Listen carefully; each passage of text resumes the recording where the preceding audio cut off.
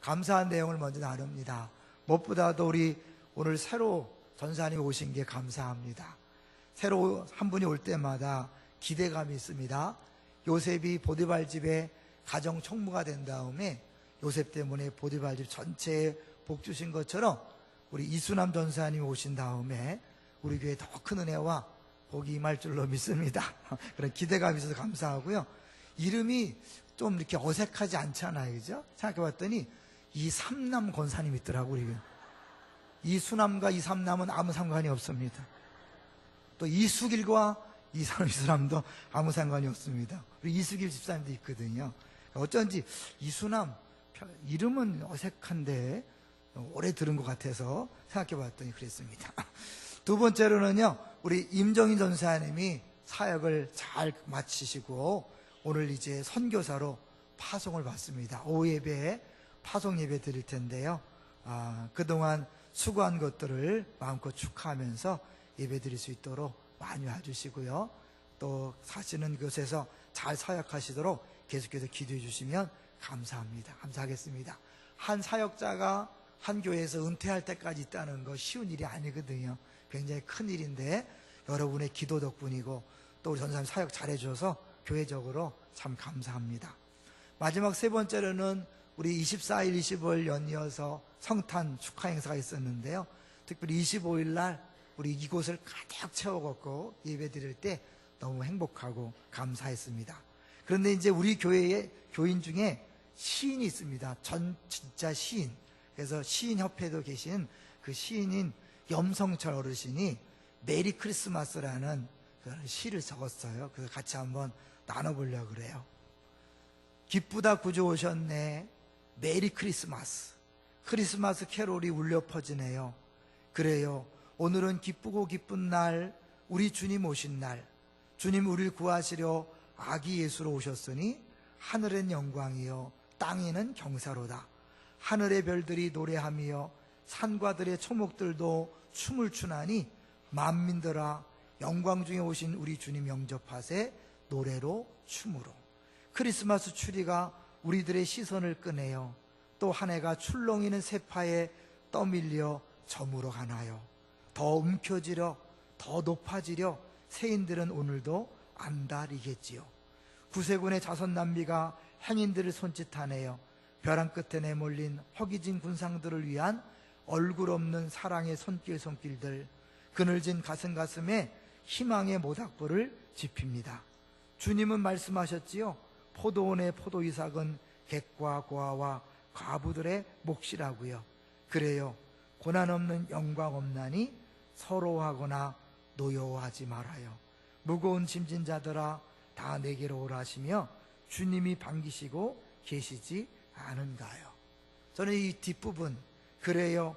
고난 없는 영광 없나니 서러워하거나 노여워하지 말아요. 우리 집사님이 시로 표현했지만 현재 우리 모든 성도들의 마음이 아닌가. 예수님이 이 땅에 오셔서 정말 기쁘고 즐겁지만 내 현실 삶은 정말 별로 좋지 않은 경우가 많이 있잖아요. 오늘도 일부 예배 전에 집사님 한 분이 숨을 헐떡이면서 제 방을 찾아왔더라고요. 밤새도록 잠을 못 잤대요. 너무 힘들어서. 이게 갑자기 수술하라는 소리를 들으면서 너무 힘들어서 밤새 잠 못 자다가 목사에게 기도받으러 왔다고 왔더라고요. 그런 거죠. 우리 성탄절을 즐거워하지만, 성탄절을 기뻐하지만 우리의 삶의 현실은 그리 녹록하지 않습니다. 특별히 오늘은 2015년 마지막 주일이면서 교회로고는 성탄절 후 첫째 주일이에요.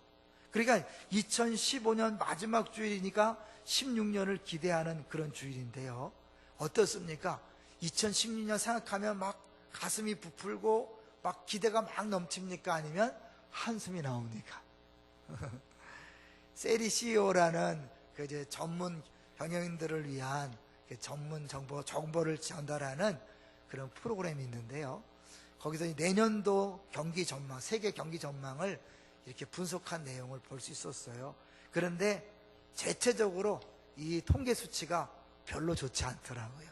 미국 금리 인상이랄지 중국의 경제 불안 이런 것들이 상대적으로 우리에게 악재로 작용할 가능성이 있기 때문에 어렵다는 거죠. 그렇다고 무조건 절망만 할 필요는 없고 잘만 하면 오히려 기회가 될 수 있는데 자칫하면 일본처럼 20년 동안의 불황을 겪을지 모르겠다, 그렇게 전망을 보면서 고개를 끄덕일 수 있었어요. 그런데요, 우리 예수 믿는 사람들은 그런 통계와 상황과 조건에도 불구하고 소망을 가질 수 있습니다. 왜요? 네, 예수 그리스도 때문이죠. 그럼 예수님 때문에 소망을 갖는다면 마귀는 그런 것들을 가장 싫어하고 그 부분을 공격할 것입니다. 늙은 마귀가 있었대요. 이제 꾸며낸 얘기겠죠. 늙은 마귀가 은퇴를 하면서 자기가 그동안 써먹었던 무기들을 돈을 주고 판매를 했대요. 그래서 모든 무기들에게 가격을 붙였는데 가장 비싼 가격을 붙인 것이 절망과 포기. 절망과 포기라는 무기에 가장 비싼 가격을 붙였다는 거예요. 그래서 주변 마귀들이 물었대요. 이것이 왜 이렇게 비쌉니까? 그랬더니 이 마귀가 말하기를, 이제껏 여러 가지 무기를 사용해 본 결과 가장 많은 그리스도인들을 자신의 노예로 만들어서 지옥에 보낼 수 있었던 무기가 바로 이것이다라고 얘기했다는 거예요. 그러니까 기독교인에게 가장 나쁜 게 뭐냐면 절망과 포기. 그래서 상대적으로 우리 주님은 우리에게 늘 소망을 가지라고, 소망 속에 살라고 그렇게 말씀하고 있는 거죠. 근데 사실 우리의 상황은 소망적이지 않을 때가 너무나 많아요. 늘 말씀드렸지만 저는요, 안산에 1994년도에 왔는데요, 단 한 해도 내년도 경기가 좋다고 말하는 적은 한 번도 못 들었어요. 참 신기하죠? 여태까지 경기가 계속 나쁘다 그랬는데 우리 여기까지 왔어요. 또 2010년도 어렵다 그래요. 분명히 세계 경제는 어렵겠죠. 그러나 우리가 소망을 가질 수 있는 이유, 그것을 오늘 본문에서 한번 찾아보려고 합니다. 먼저 우리의 삶과 동일한 어두운 상황을 잠깐 보도록 하겠습니다. 우리 오늘 본문의 22절을 보세요. 이 상황이 어려운 것을 이야기할 때 22절을 보여주고 있습니다. 22절 같이 읽어볼까요? 시작. 엘리가 매우 늙었더니 그의 아들들이 온 이스라엘에게 행한 모든 일과 회막문에서 수종드는 여인들과 동침하였음을 듣고, 여기 특별히 엘리가 매우 늙었다고 얘기하죠. 그리고 상대적으로 그의 아들들이 악행을 행했다고 그렇게 얘기합니다. 이게 이제 이스라엘의 큰 절망이죠. 왜냐하면 앞장서서 제사를 드리는 영적인 지도자인 엘리가 늙어서 자기 역할을 다 못해요. 그러면 그 아들들이 해야 되는데 아들들은 제사장으로서 역할을 제대로 하지 않고 막 죄를 져요. 어떤 죄를 짓는가요? 12절을 볼까요? 12절을 보겠습니다. 12절 시작.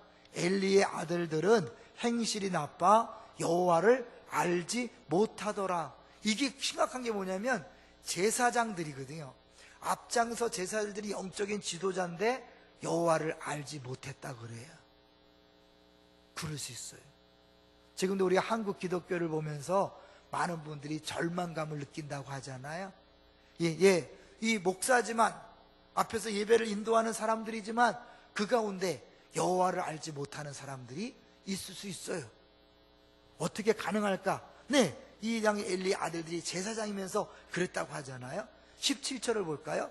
여호와를 알지 못하기 때문에 그들이 한 짓이 뭐냐면 17절 시작. 이 소년들의 죄가 여호와 앞에 심히 크면 그들이 여호와의 제사를 멸시함이었더라. 여호와의 제사를 드리면서 멸시해서 함부로 행한 거죠. 우리가 예배를 드리지만 정말 예배를 예배답게 드리지 않는다면 여호와를 제사를 예배를 멸시하는 것이요, 그 사람은 여호와를 알지 못하는 것입니다. 여러분이 예배를 정말 온전하게 드리는지 안 드리는지는 여러분이 아시겠죠. 하나님이 아시겠죠.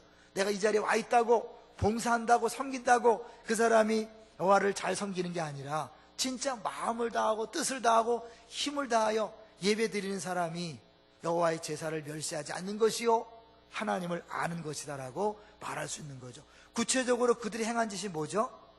그들이 하나님께 드리는 제물을 지 마음대로 막 좋은 것들을 골라 먹고 함부로 그렇게 했어요. 또한 오늘 본문에 보면 해막에 수중든 여인들을 동침했어요. 그러니까 하지 못할 짓을 막 한 거예요. 근데 하나님이 그들에 대하여 아무것도 안 하는 것처럼 보였다는 게 문제죠. 이번 25일 날 성탄절 특집으로 주기철 목사님에 대한 다큐를 보셨나요? 거기 보시면 저는 기억에 남는 장면 중에 하나가, 이제 이 일본 애들이, 일본 나쁜 놈들이랑 했으면 좋겠어요.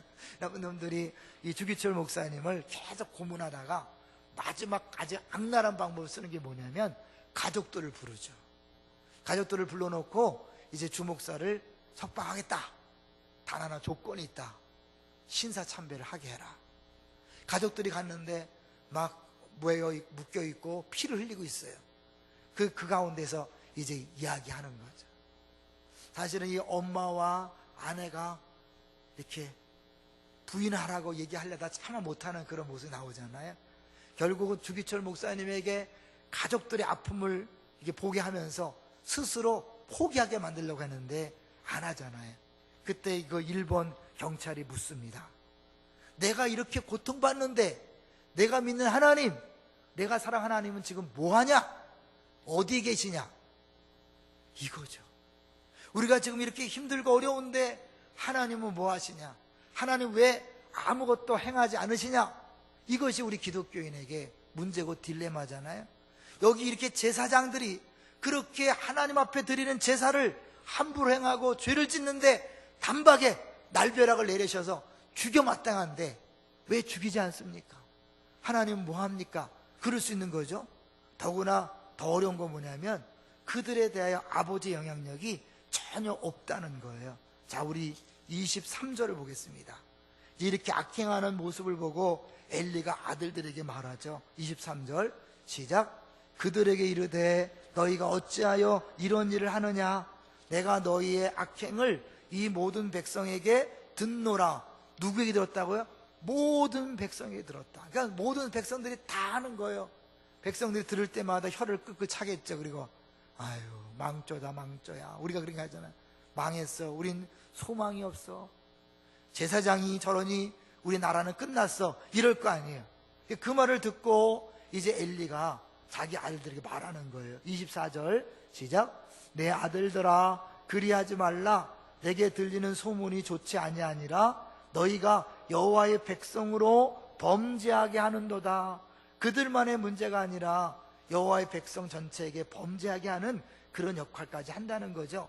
그랬을 때 25절 볼까요? 25절 시작. 사람이 사람에게 범죄하면 하나님이 심판하시려니와 만일 사람이 여호와께 범죄하면 누가 그를 위하여 간구하겠느냐 하되 그들이 자기 아버지의 말을 듣지 아니하였으니 이는 여호와께서 그들을 죽이기로 뜻하셨음이더라.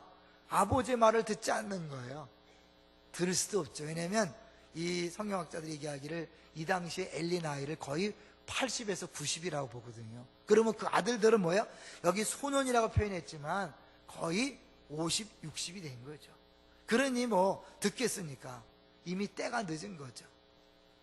근데요, 그럼에도 불구하고 이 구약 성경에서는요, 부모가 자녀가 잘못한 것을 방치할 때 그도 죄를 짓는 것이라고 얘기해요.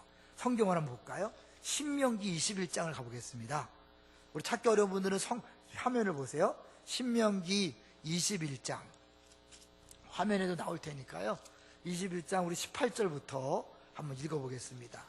이 부모가 얼마나 역할이 중요한가를 보여주고 있습니다. 자, 18절부터 시작. 사람에게 완악하고 패역한 아들이 있어 그의 아버지의 말이나 그 어머니의 말을 순종하지 아니하고 부모가 징계하여도 순종하지 아니하거든. 계속 그의 부모가 그를 끌고 성문에 이르러 그 성읍 장로들에게 나아가서 20절 그 성읍 장로들에게 말하기를 우리의 이 자식은 완악하고 패역하여 우리 말을 듣지 아니하고 방탕하며 술에 잠긴 자라 하면 21절 그 성읍의 모든 사람들이 그를 돌로 쳐 죽일지니 이같이 내가 너희 중에서 악을 제하라. 그리하면 온 이스라엘이 듣고 두려워하리라. 일반 부모도 자녀가 순종하지 않으면 이렇게 벌을 줘야 된다. 그렇지 않으면 악이 계속 성행하기 때문에 성읍 장로대 끌고 와서 해야 된다는 거예요. 신약에도 이 율법이 적용되면요, 여기 우리 중에 많은 사람들은요 이 자리에 있을 수 없는 거예요. 왜? 자녀가 말을 안 들었을 때 그냥 방치하는 게 아니라 끌고 가야 된다니까요. 성읍장대 끌고 가서 돌로 쳐 죽여야 된대요. 무섭죠? 우리가 신약시대에 사는 것이 얼마나 감사한지 몰라요. 그런데 보통 부모도 아니고 뭐예요? 제사장이잖아요. 엘리 제사장, 이스라엘의 가장 대표적인 리더였어요. 그 가장 영적인 우두머리인 그 엘리가 자기 아들들이 잘못했을 때 아무런 조치도 취하지 않고 못하는 것 자체가 얼마나 큰 죄악이겠어요. 하나님이 그런데 가만 놔두시는 거, 하나님 뭐 하시나? 살아계지 않는 것이 아닌가?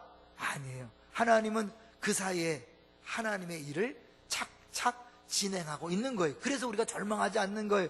지금 상황은 절망스럽고 하나님이 없는 것처럼 보이지만 우리가 알지 못하는 사이에 또 다른 곳에서 하나님은 하나님의 계획표에 따라서 실수 없이 일을 진행해 가시고 있다는 거죠. 26절이에요.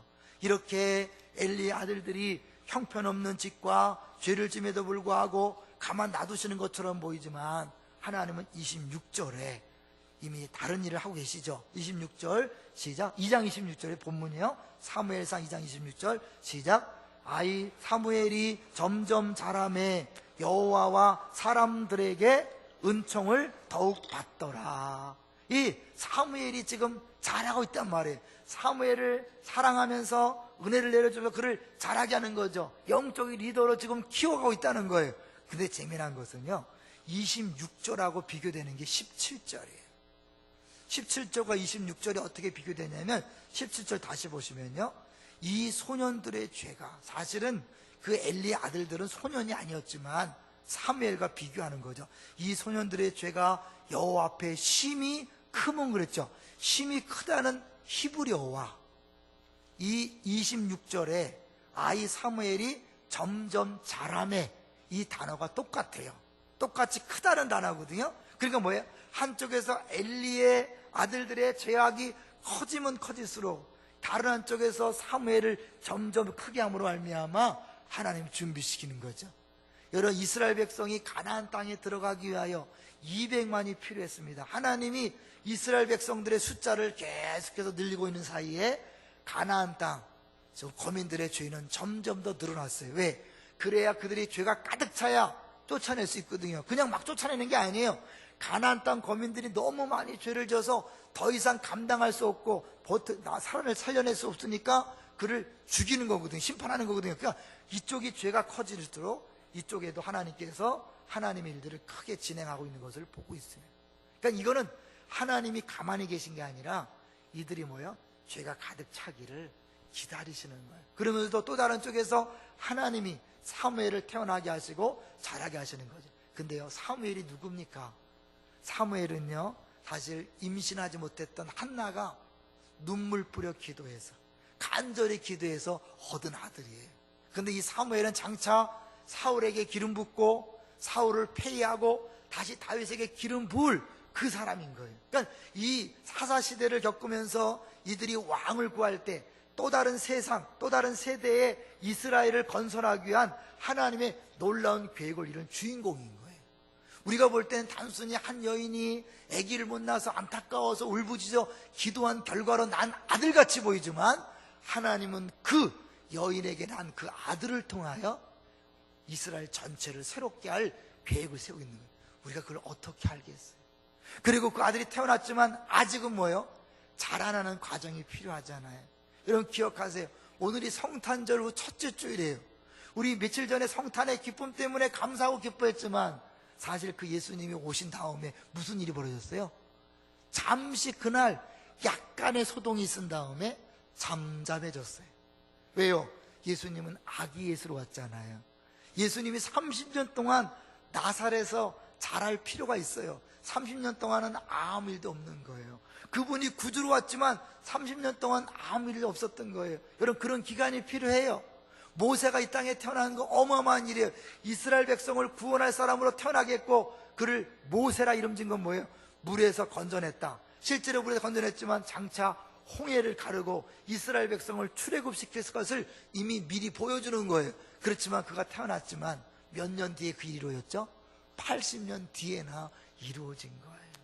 아브라함에게 하나님이 약속했는데 그 약속이 언제 이루어졌어요? 1차적으로 가나안 땅에 들어가게 하여 430년, 400년에서 500년이란 세월이 걸렸어요.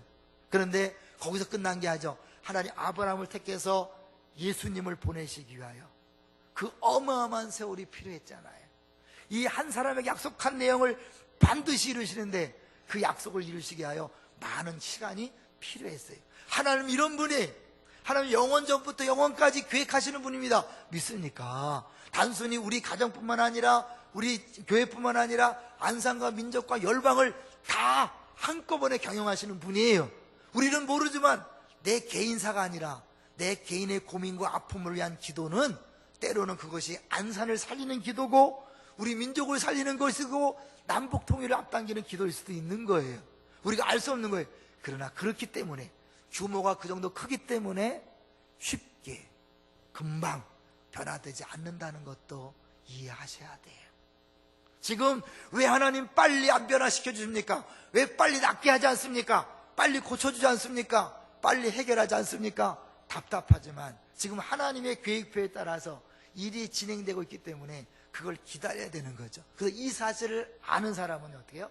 기도하면서 기다리는 것입니다. 하나님은 선하셔서 반드시 선한 일밖에 할 수 없다. 할렐루야. 하나님께서 예수 그리스도를 이 땅에 보내셨다는 건 뭐예요? 자기 아들을 내어주시니가 이 모든 것을 우리에게 은사로 주지 않겠는가? 예수를 이 땅에 보내시고 십자가에 못 박혀 죽게 했다는 건 뭐예요? 더 이상 아까워할 게 없다는 거예요. 가장 소중한 걸 줬기 때문에 우리한테 가장 좋은 걸 줄 수밖에 없다는 거예요. 믿습니까? 이런 성탄절에 그 사실을 아셔야 돼요. 하나님이 자기 하나밖에 없는 아들을 보내셨어요. 그리고 그 아들을 죽게 했어요. 그리고 우리를 구원했어요. 그렇다면 그렇게 비싼 값을 치르고 구원한 여러분들을 그냥 방치하겠어요? 아니란 말이에요. 가장 좋은 것을 주신단 말이에요. 믿습니까? 그래서 지금 당장 안 보여도 여러분 그걸 기대하셔야 돼요. 그걸 믿음으로 바라보셔야 돼요. 그것 가운데 우리가 소망을 가질 수 있는 거예요. 아르헨티나 출신의 피아니스트인 안나 마리아 보타치라는 사람이 있었어요. 이 사람은 천재로 태어났다 그래요. 피아노를 너무너무 잘 쳤어요. 그런데 일본에서 교통사고를 당해서 뇌수술을 받았습니다. 다행히 수술은 잘 됐지만 의사가 말합니다. 목숨은 살았으나 이미 신체의 균형이 잃어버렸기 때문에 다시는 피아노를 칠 생각도 하지 마라. 절망적인 선언이었어요. 그런데 그녀가 그런 상황에서도 결코 단념하지 않을 수 있었던 이유가 있었어요. 뭘까요? 그 어머니의 믿음 때문이었어요. 엄마가 그런 절망적인 상황에서도 아침 저녁으로 같은 말을 암송하듯 계속해서 그 딸에게 들려줬어요. 어떤 말일까요? 우리가 이렇게 살고 있는 것도 다 하나님의 선물이다. 그리고 우리가 가진 모든 것도 다 하나님의 선물이다. 앞으로 우리가 어떻게 될 것인지도 다 하나님의 선물이니 이를 믿고 힘을 내라. 꼭 낫겠다는 게 아니잖아요. 하나님의 선물이다. 선물, 나쁜 걸 주는 거 봤어요? 지금까지도 하나님께서 가장 좋은 걸 선물로 주셨다. 우리 행위가 아니에요. 은혜로 주는 거예요. 지금 어렵지만 이것도 하나님의 선물이다. 앞으로 되어질 일도 하나님의 선물이다. 그러니까 하나님이 가장 좋은 것을 주실 걸 믿고 힘을 내자. 그 말을 듣고 그 기도를 듣고 같이 기도했어요. 어떻게 됐을까요? 기적적으로 몸이 회복되었어요. 일본에서 안 된다고 그랬는데 전문가들이 불가능하다고 했다는데 회복되어서 16년 만에 다시 카네기 홀에서 여러 오케스트라와 함께 연주를 했다는 거 아닙니까? 사단은 우리에게 끊임없이 포기하라고 합니다. 절망하라고 합니다. 왜요? 절망하고 포기하면요 스스로 망가지거든요. 애들이요 언제 엉터리가 되죠? 자기가 도저히 안 되겠다 생각하고 나는 나는 대학교 들어갈 수 없어, 고등학교 들어갈 수 없어, 난 인생에 미래가 없어 라고 그렇게 절망하고 포기하는 순간 막 살잖아요. 사람은요 마찬가지예요. 우리 어른들도 언제 막 살게 됩니까? 포기하게 되면, 절망하게 되면. 마귀는 그걸 노리는 거예요. 사실은 하나님 우리를 사랑하시기 때문에 우리에게 늘 가장 좋은 걸 주십니다. 믿습니까? 지금 어려워도 조금만 참고 있으면, 견디면요 주게 돼 있어요. 사망의 음침한 골짜기를 지날지라도 두려워하지 않을 것은 뭐예요? 그 뒤에 푸른 풀이 있기 때문에 그런 거예요. 근데 이걸 견디지 못하고 뭐예요? 자기식대로 교회를 나가고 자기식대로 함부로 행동하고 때로는 사기치고 거짓말하고 싸우고 다른 사람 뒤에 수근수근 이래서 나중에 그것 때문에 어려워지는 거잖아요. 여러분 지금 그냥 믿음으로 버티면 되는 거예요. 버티면 하나님이 가장 좋은 걸 주시는 거예요. 믿습니까? 여러분 이게 우리의 믿음이고요. 이게 신앙생활의 법칙이에요. 왜? 지금 안 보이지만 절망이지만 하나님이 사무엘을 기적적으로 이 땅에 태어나게 했고 자라게 하고 있잖아요. 예수님을 이 땅에 보내셨다면 반드시 30년이 지나지만 그 다음에 공생애를 통하여 기적을 행하시고 십자가에 죽으시고 부활할 거잖아요. 이미 시작됐으면 반드시 이루시는 분이 그분이잖아요. 믿습니까? 그러니까 어떻게 여기까지 은혜로 왔다면 여러분 어떻게 기도로 버티는 거예요. 문제 해결에 전문가가 있었다 그래요. 어떤 회사든지 어려운 문제가 있으면 찾아가서 해결하는 사람이 있었대요. 그 사람이 시카고에 사는 토마스 학계라는 사람이었는데 이 사람은 어떤 문제가 있든지 회사를 살려내는 전문가였어요. 하루는 IGA 식료품 자영업자 연합회라는 그 단체의 회장이 그에게 도움을 요청했어요. 토마스가 가보니까 정말 모든 회사 중역들이 절망하고 있더래요. 그 절망하고 있는 중역들 앞에서 이렇게 말을 시작했다고 합니다. 여러분은 파산한 것이 아닙니다. 돈이 잠시 없는 것뿐입니다. 이 둘 사이에는 엄청난 차이가 있습니다. 잘 들어보세요. 내가 파산했다 끝났다 이런 것과 난 돈이 잠시 없는 것뿐이다. 둘 중에 어떤 걸 택하겠습니까? 저는 여러분과 같은 상황에 처했을 때마다 언제나 하나님 앞에 기도했습니다. 가끔은 머리를 숙이는 것만으로는 부족해서 실제로 무릎을 꿇고 기도해야겠다고 느낄 때가 있습니다. 지금이 그런 때라고 생각합니다. 함께 무릎 꿇고 기도하지 않으시겠습니까?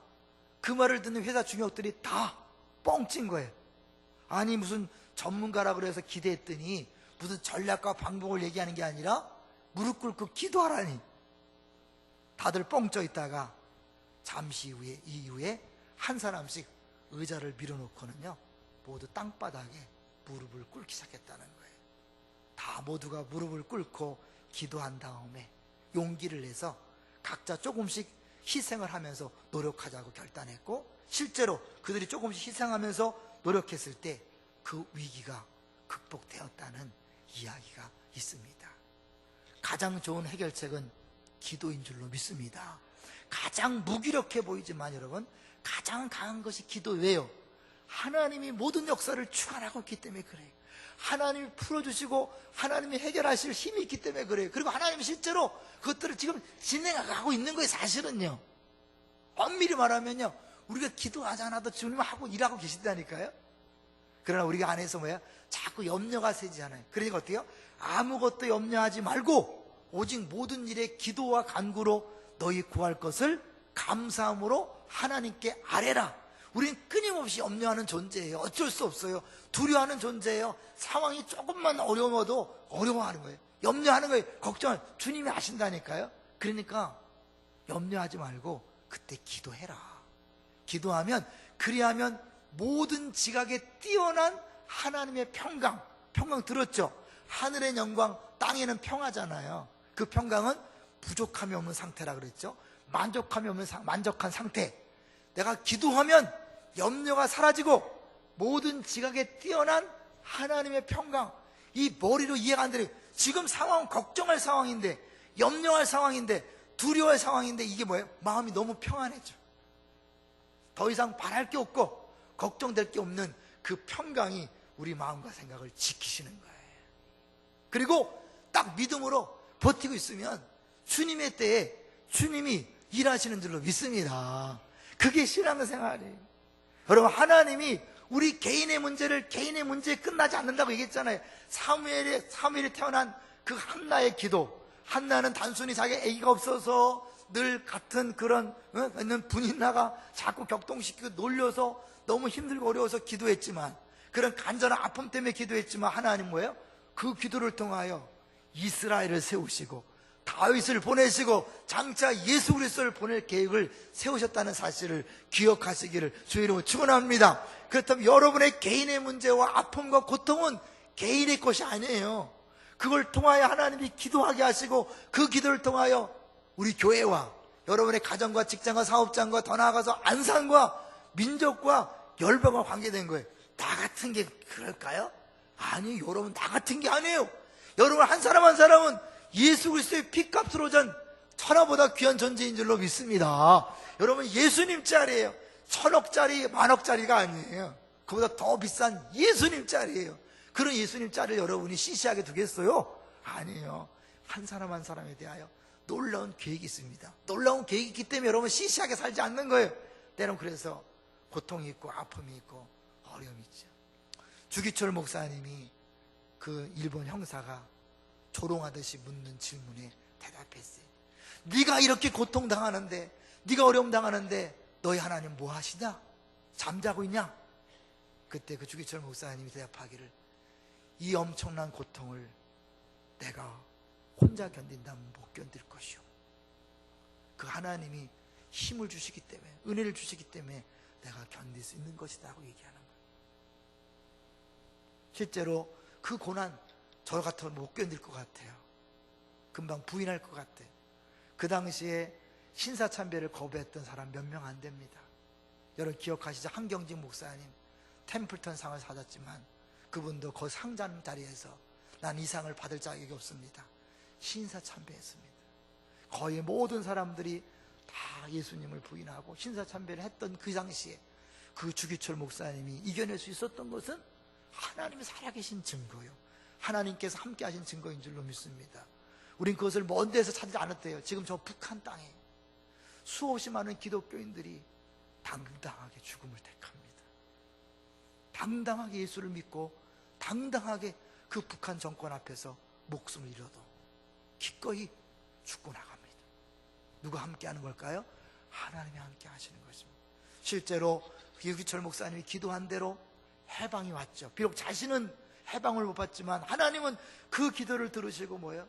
전 세계를 움직여서 2차 대전을 통하여 독일이 패망하고 일본이 항복하게 해서 결국 우리나라 해방이 왔잖아요. 여러분 우리가 감옥에서 주기철 목사님의 그 한 명의 기도는 한 명의 기도가 아니라 전 세계 정세를 왔다 갔다 하는 기도가 아니었을까요? 여러분의 고통과 아픔 속에서 기도하는 그 내용을 통하여 주님이 일하신다는 사실을 기억하시고 좌절과 절망하지 말고 기도하시면서 소망 가운데 이겨나가시기를 주의 이름으로 축원합니다. 이제 마지막으로 이어령 박사님의 새해를 맞이하는 기도를 같이 읽고 마치려고 합니다. 저는 이 기도를 보면서요, 이 정말 박사님이잖아요. 우리나라 최고의 학자잖아요. 이분이 예수를 믿고 이 현실을 보면서 안타까운 가운데 이런 기도를 드린 것 같아요. 자, 화면에도 나오니까요, 한번 보겠습니다. 벼랑 끝에서 새해를 맞습니다. 벼랑 끝이라고 표현했습니다. 덕담 대신 날개를 주소서. 어떻게 여기까지 온 사람들입니까? 험난한 기아의 고개에서도 부모의 손을 뿌리친 적 없고 아무리 위험한 전란의 들판이라도 등에 업은 자식을 내려놓지 않았습니다.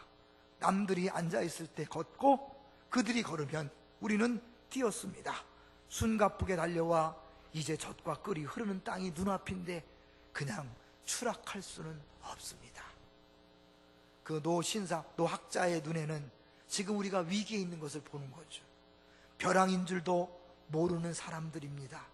어쩌다가 북한이 핵을 만들어도 놀라지 않고 수출액이 5천억 달러를 넘어서도 웃지 않은 사람들이 되었습니까?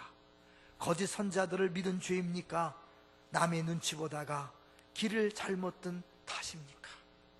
정치의 기둥이 조금만 더 기울어도 시장 경제의 지붕에 구멍 하나만 더 나도 벽과 안보의 울타리보다 겁없는 자들의 키가 한치만 더 높아져도, 무슨 말인지 알죠? 정치의 기둥이 조금만 더 기울어도 시장 경제의 지붕에 구멍 하나만 더 나도 벽과 안보의 울타리보다 겁없는 자들의 키가 한치만 더 높아져도 그때는 천인단회의 나락입니다. 비상은 비상이기도 합니다. 저 한문을 한번 보세요. 비상은 정말 비상사태를 얘기하는 거죠. 위험한 상태죠. 그런데 똑같은 비상이라는 단어가 날아간다는 뜻이잖아요. 이 어려운 위기에 오히려 하나님이 도와준다면 날아갈 수 있다고 이 학자는 말하고 있는 것입니다.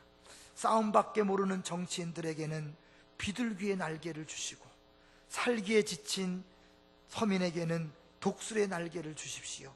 주눅 들린 기업인들에게는 갈매기의 비행을 가르쳐 주시고 진흙바닥의 지식인들에게는 구름보다 높이 나는 종달새의 날개를 보여주소서.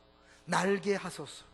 뒤처진 자에게는 제비의 날개를, 설뷐을 잊지 못한 사람에게는 공작의 날개를, 홀로 사는 노인에게는 학과 같은 날개를 주소서. 그리고 남남처럼 되어가는 가족에게는 원앙새의 깃털을 내려주소서. 이 사회가 갈등으로 더 이상 찢기기 전에 기러기처럼 나는 법을 가르쳐 주소서. 소리를 내어 서로 격려하고 선두의 자리를 바꾸어가며 대열을 이끌어간다는 저 신비한 기러기처럼 우리 모두를 날게 하소서. 날자 날자 한 번만 더 날아보자꾸나 어느 소설의 마지막 대목처럼 지금 우리가 외치는 이 소원을 들어주소서. 은빛 날개를 펴고 새해 눈부신 하늘로 일제히 날아오르는 경쾌한 비상의 시작, 벼랑 끝에서 날게 하소서. 2016년 우리의 기도에 달려 있습니다. 상황을 보고 좌절하고 절망하지 마십시오. 하나님이 지금도 역사를 주관하십니다. 그 하나님 우리에게 원하시는 것, 기도하면서 소망을 가지라는 것입니다. 세상 사람들, 믿지 않는 사람들은 하나님 모르기 때문에 절망하지만 우리는 절망할 수 없습니다. 우리에겐 소망이 있습니다. 왜요? 하나님이 살아계시기 때문입니다. 우리가 기도할 수 있기 때문입니다. 여러분, 그런 사람들 다 되시기를 주의 이름으로 축원합니다.